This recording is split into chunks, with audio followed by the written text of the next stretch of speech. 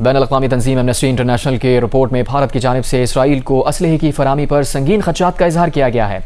इसको किस नज़र से देखना चाहिए? और एज ए मुस्लिम हम सबका जो है हम पर अल्लाह ताला ने फ़र्ज किया हुआ है कि हम वो जो एक जदोजहद है और एक स्ट्रगल है कि उसको ना छोड़ें। देखिए, मुसलमानों में तो मर्द है ही नहीं, सारी छिक्कों की कौम बैठी हुई है। एक मुल्क ने फौज नहीं भेजी बचाने के लिए गाजा में। देखिए, इंडिया और अमेरिका जी, अमेरिका उनका दोस्त है, इनका पेट्रन है इजराइल का। ग्रुप से सारे ही है, okay. ये भी सारे एक हैं। Is that what you're saying? जी। I don't know what his obsession is कि सेकंड टर्म उसने पूरी इजराइल की खिदमत में खत्म करने पे तुला हुआ है Donald Trump. I mean he's serving Israel and doing nothing। Domestic agenda खत्म हो गया। अमेरिका अपनी ही यूनिवर्सिटीज पे जो हमला कर रहा है, ये तालीम के खिलाफ हो गए हैं। कमर, ये नहीं चाहते कि अपने बच्चे यूनिवर्सिटी को जाए ताकि उनको पता चले कि इराक में क्या किया हमने। इंडिया भी ऐसी कर देगी, यूनिवर्सिटीज बंद करा देंगे, लोगों को जाहिल बना देंगे ताकि उनको पता ना चले कि गाजा में हमने क्या किया।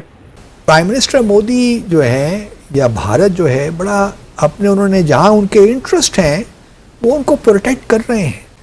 आप देखिए ना, मेक इन इंडिया के प्रोग्राम के तहत बहुत सारी चीजें इंडिया जो है वो खुद कफील होना चाहता है, सेल्फ सफिशिएंट होना चाहता है और वो टेक्नोलॉजी एक्वायर कर रहा है इजराइल से। तो दोस्तों, हिंदी में एक कहावत है, पर उपदेश कुशल बहुतेरे, और यह डॉक्टर मुक्तदर खान पे बिल्कुल फिट बैठती है। और वो कैसे, मैं आपको बताता हूँ। और जैसा कि आपने इंट्रो में देख ही लिया होगा कि यहाँ पर डॉक्टर मुक्तदर खान की जो रिएक्शन है एक रिपोर्ट पर कि भारत ने इजराइल को हथियार सप्लाई किए हैं। और यहाँ पे ऐसा लग रहा है कि डॉक्टर मुक्तदर खान, जो अपने आप को कहते हैं कि हमारा जन्म भारत में हुआ है और अमेरिका में जाकर के अपना जीवन यापन कर रहे हैं, इनफैक्ट अमेरिका में एक बड़े प्रोफेसर हैं और इस समय अमेरिका के नागरिक भी हैं। लेकिन इस रिपोर्ट पर जिस तरह से डॉक्टर मुक्तदर खान ने जो रिएक्ट किया है, उससे तो कहीं भी नहीं लगता कि मुक्तदर खान या तो इंडिया से या तो अमेरिका से बिलोंग करते हैं। इनफैक्ट ये लगता है कि गाजा फिलिस्तीन से ही बिलोंग करते हैं। और दूसरी बात, मुक्तदर खान इतने बौखलाए हुए हैं कि ये अरब कंट्रीज को भी गालियां दे रहे हैं कि उन्होंने कुछ नहीं किया गाजा फिलिस्तीन के लिए। तो मैं कहना चाहूँगा कि अरब कंट्रीज तो कुछ नहीं किया, तो मुक्तदर साहब आप ही कुछ कर लेते। अमेरिका में उसी देश में क्यों बैठे हैं जो कि बकौल आपके मुसलमानों पे या गाजा फिलिस्तीन पे जुल्म कर रहा है? आप गाजा फिलिस्तीन में ही जा करके वहाँ पे उनकी सेवा कीजिए, लेकिन नहीं। और जैसे कि मैंने कहा, कुशल उपदेश बहुत तेरे, दूसरों को ज्ञान देना बहुत ही आसान होता है।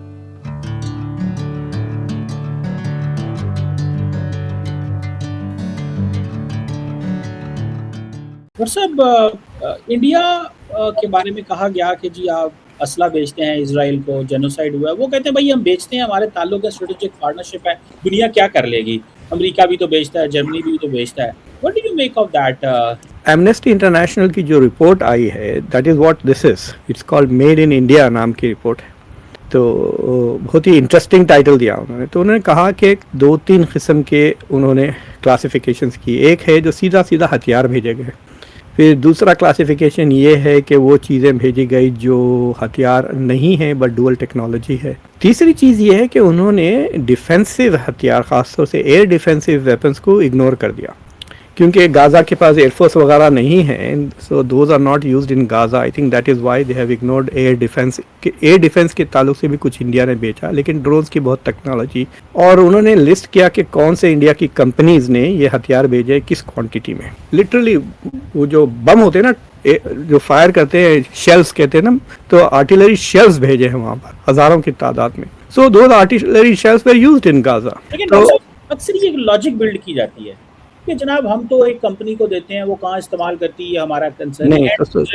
तो सुनिए, हाँ, आई एम कमिंग देयर। तो अगर आप वो नीचे जाके देखें लीगल एक्सपोजर, तो 2 कन्वेंशन है, एक जेनोसाइड कन्वेंशन है और एक जिनीवा कन्वेंशन है। इन दोनों कन्वेंशंस के मुताबिक it is very very clear कि हर मुल्क इज़ रिस्पॉन्सिबल कि हथियार कैसे इस्तेमाल होते हैं। सो देयर आर, हर डील में एक country is held accountable for its. But I think कि जो मुसलमानों के खिलाफ है, इनको खुशी हो रही है कि वहाँ पे इतने हज़ार मुसलमान मर रहे हैं। That is the only reason why, because Israel ऐसा कोई बड़ी चीज़ें नहीं देता इंडिया को।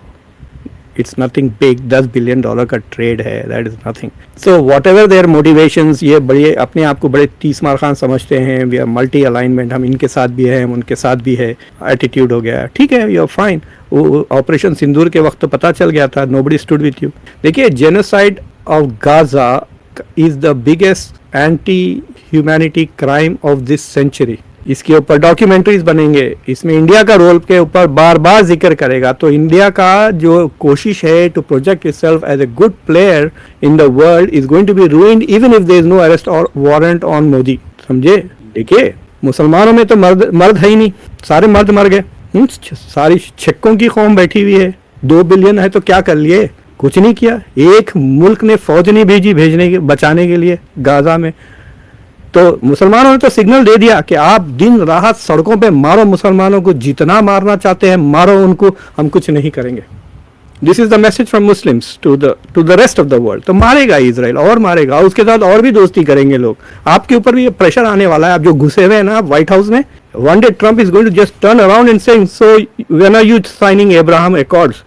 ऑलरेडी ट्राई कर चुका है ट्रम्प, जवाब नहीं मिल रहा है, but this guy will try, keep trying. उसका एक I don't know what his obsession is कि सेकंड टर्म उसने पूरी इजराइल की खिदमत में खत्म करने पे तुला हुआ है Donald Trump. I mean he is serving Israel and doing nothing. Domestic agenda खत्म हो गया।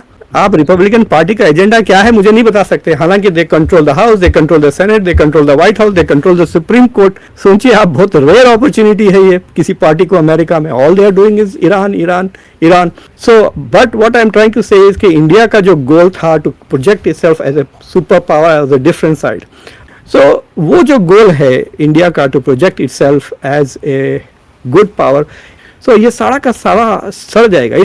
क्या फर्क पड़ा उससे? कौन सी यूरोपियन यूनियन पीछे हट गई, कौन से मुल्क पीछे हट गए? क्या आप यू आर नॉट अंडरस्टैंडिंग के देयर हैज इमीडिएट कॉन्सिक्वेंस होने की जरूरत क्या है? किसके साथ हुआ मुझे बताइए कि अमेरिका ने इराक में कितना जुल्म किया 20 साल तक, कुछ हुआ?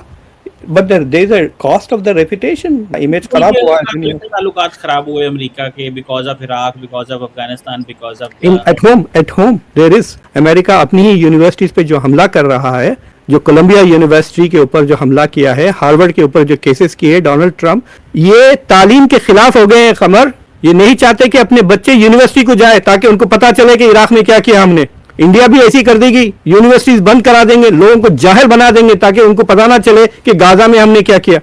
देखिए, इस इश्यू में जो मुल्क पॉलिसी एक्शन ले सकते हैं, they are bigger criminals on this issue.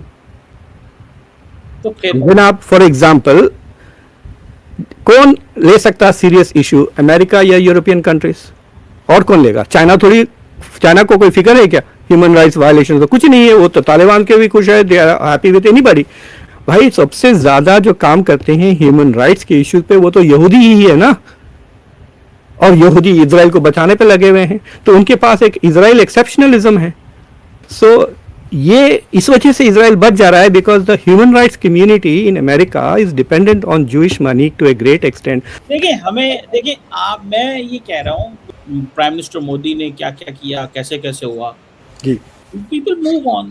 तो इंडिया भी जारी बात है इसके maybe you are moving on. I have not moved on from Gujarat yet.